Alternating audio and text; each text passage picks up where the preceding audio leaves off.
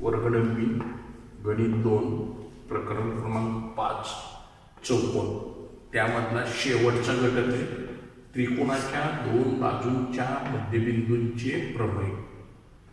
आता याच्यावर दोन प्रमेय आम्हाला घ्यायचे।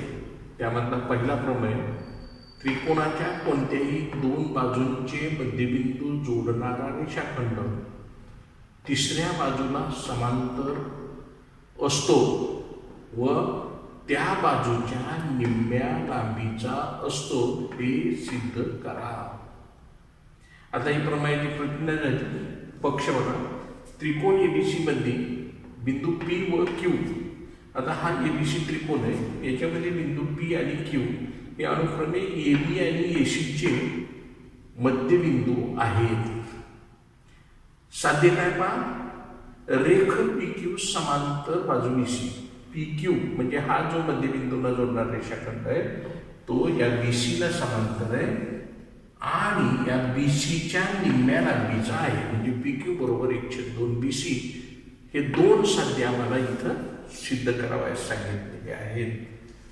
बघूयात आपण रचना काय केली पहा। रचना, रेख पी क्यू हा आर पर्यंत असा वाढवा की पी क्यू बरोबर क्यू आर। आता पी क्यू हा या आर पर्यंत असा वाढवला की पी क्यूची लांबी आणि क्यू आरची लांबी समान असेल आणि आरसी काढा। आता सिद्धतेमध्ये आपण बघणार आहोत। सिद्धतेमध्ये त्रिकोण ए क्यू पी आणि त्रिकोण C Q R, A P Q आणि सी क्यू आर मध्ये रेख पी क्यू एकरूप रेख आर क्यू, रेख पी क्यू एकरूप रेख आर क्यू ही आम्ही रचनाच केली। मग रचना, कोण ए क्यू पी, कोण ए क्यू पी एकरूप कोण सी क्यू आर, कारण हे विरुद्ध कोण आहे म्हणून हे दोन कोण कसे आहेत, एकरूप आहेत। रेख ए क्यू एकरूप रेख सी क्यू, ए क्यू आणि सी क्यू हे दोन्ही रेषाखंड एकरूप आहेत, कारण क्यू हा एसीचा काय आहे, मध्यबिंदू आहे, हे आम्हाला पक्षातच दिलंय। म्हणून त्रिकोण ए क्यू पी एकरूप त्रिकोण सी क्यू आर, कोणती कसोटी, बापोबा कसोटीनुसार। आता या एकरूप त्रिकोणाचे संगत घटक एकरूप असतात। पहा, कोण P A Q, P A Q म्हणजे हा कोण एकरूप कोण आरसी क्यू हा कोण, हे कसले कोण आहेत, एकरूप त्रिकोणांचे संगत कोण आहे। आणि परत रेख एपी एकरूप रेख सी आर, रेख एपी एकरूप रेख सी आर म्हणजे ह्या दोन बाजू एकरूप त्रिकोणाच्या संगत बाजू आहेत। या कोणाला नंबर 1 दिला आणि याला नंबर 2 दिला। आता पहा, हे ए बिंदूवरचा आणि सी बिंदूवरचा हे दोन कोण आम्ही आता एकरूप दाखवले, पण हे साधे कोण नाही, तर ए बीला आणि सी आरला या एसीनं छेदल्यामुळं होणाऱ्या व्युत्क्रम कोणांची जोडी आहे। म्हणून ना व्युत्क्रम कोण कसोटीनुसार ए बी समांतर सी आर होतं, म्हणून इथं दिलं मी रेषा ए बी समांतर रेषा सी आर। विधान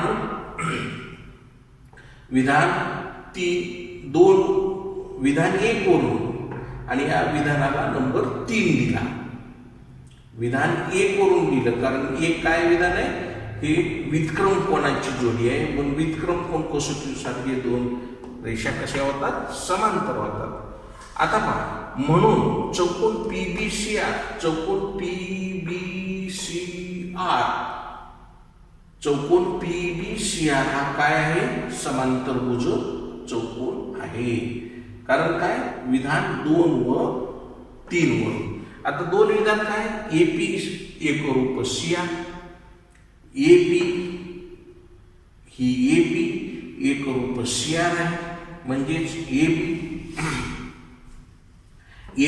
कुणाला एकरूप आहे, पीबीला, म्हणजेच पीबी समांतर सी आर आणि पीबी एकरूप सी आर म्हणजे एखाद्या चौकोनाच्या सम्मुख बाजूची एक जोडी समांतर आणि एकरूप असेल तर तो चौकोन हा समांतरभुज चौकोन असतो.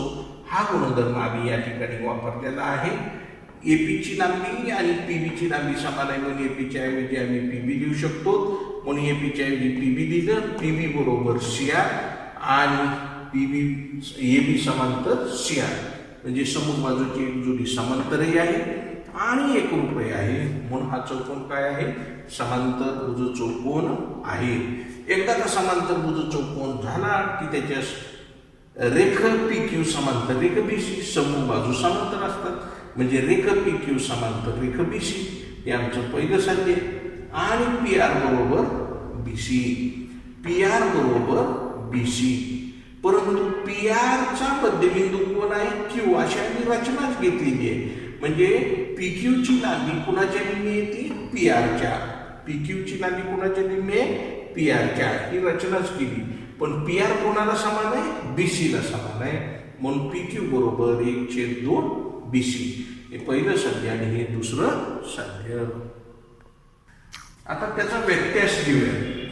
प्रमेय नंबर 2 म्हणजे व्यत्यास आहे. त्रिकोणाच्या दोन बाजूंच्या मध्यबिंदूतून जाणारी व दुसऱ्या बाजूला समांतर असणारी रेषा तिसऱ्या बाजूस दुभागते हे सिद्ध करा.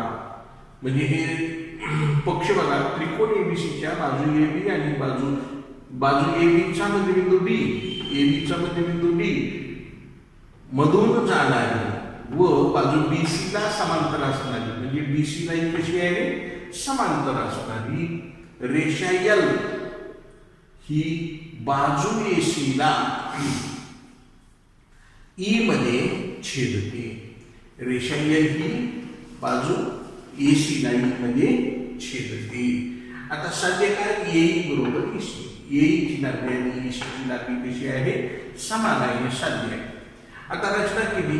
रेषा एल वर बिंदू एफ असा घ्या की D dash E dash D dash E dash F म्हणजे ई हा बिंदू डी आणि एफ च्या दरम्यान असेल. ई हा बिंदू डी आणि एफ च्या दरम्यान आहे व डी बरोबर एफ, डी बरोबर एफ असून रेख सी एफ हा एबीला समांतर आहे. रेख सी एफ हा एबीला कसा घेतला? समांतर घेतला. आता बघूया सिद्धता. रेख डी समांतर बीसी, डी समांतर बीसी आम्हाला दिले आणि डीएफ समांतर बाजू बीसी.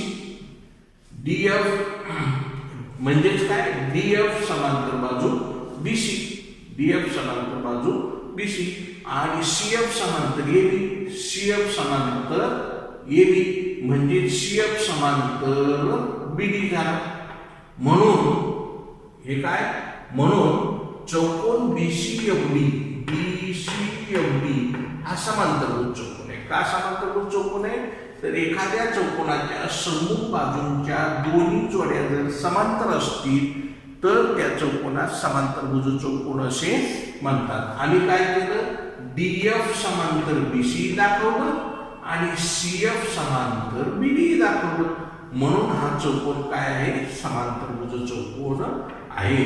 आता या समांतरभुज चौकोनात हा समांतरभुज चौकोन झाल्यामुळे काय होतं बघा? एबीला आणि सीएफला एसीनं छेदण्यामुळे तयार होणारे कोन कोणता कोण आहे बघा? कोन एडीई, एडीई, एडीई म्हणजे हा कोन आणि कोन सीएफई हा कोन. हे दोन कोन कसले कोन होतात? व्युत्क्रम कोन होतात. त्याला आम्ही नंबर 1 दिला. आता त्रिकोण एडीई, एडीई व त्रिकोण सीएफई मध्ये कोन एडीई एकरूप कोन सीएफई विधान करून दिले. बाजू डी एकरूप बाजू ईएफ, बाजू डी एकरूप बाजू ईएफ हे आम्ही रचनेमध्ये घेतलंय. आणि कोन एईडी, एईडी एकरूप कोन सीईएफ हे कशाची जोडी आहे? विरुद्ध कोनांची जोडी आहे. म्हणजे हे दोन त्रिकोण को बा को, हे दोन त्रिकोण को बा को कसोटीनुसार काय होतात? एकरूपता म्हणजेच त्रिकोण एबी एकरूप त्रिकोण CFE हे कोबा ऑपोजिटनुसार एकरूप झाले म्हणून बाजू AE एकरूप बाजू C, बाजू AE एकरूप बाजू C, एकरूप त्रिकोणाच्या संगत बाजू म्हणजेच AE बरोबर EC म्हणजे AE बरोबर EC. एक उदाहरण घेऊया पहा. त्रिकोण एबीसीच्या बाजू AB व AC चे अनुक्रमे E व F हे मध्यबिंदू आहेत. आता या एबीसी त्रिकोणात E आणि F हे अनुक्रमे AB चा आणि AC चा मध्यबिंदू आहे. EF ची लांबी 5.6 असेल तर BC ची लांबी काढा. असं उदाहरण आहे. आता कसं सोडवायचं बघा. आकृतीमध्ये बिंदू E व बिंदू F हे अनुक्रमे बाजू AB व बाजू AC चे मध्यबिंदू आहेत. हे मध्यबिंदू आहे. मग EF बरोबर 1/2 BC का तर आम्ही आत्ताच प्रमेय सिद्ध केलाय की त्रिकोणाच्या कोणत्याही दोन बाजूंच्या मध्यबिंदूंना जोडणाऱ्या रेषाखंडाची लांबी ही तिसऱ्या बाजूच्या निम्मी असते. असा आम्ही प्रमेय सिद्ध केलाय म्हणून इथं लिहिलं मध्यबिंदूचे प्रमेय. मग आता EF ची किंमत ठेवली 5.6 बरोबर 1/2 BC म्हणून BC बरोबर छेदातले दोन कुठे गेले गुणाकारात गेले 2 गुणिले 5.6 म्हणून BC बरोबर 11.2. जर आपल्याला काही शंका असतील तर स्क्रीनवर दिसणाऱ्या मोबाईल नंबरवरती फोन करून शंका विचारा किंवा व्हॉट्सअपवर तुमच्या शंका लिहून पाठवा. त्या शंकांचं मी निरसन करेन.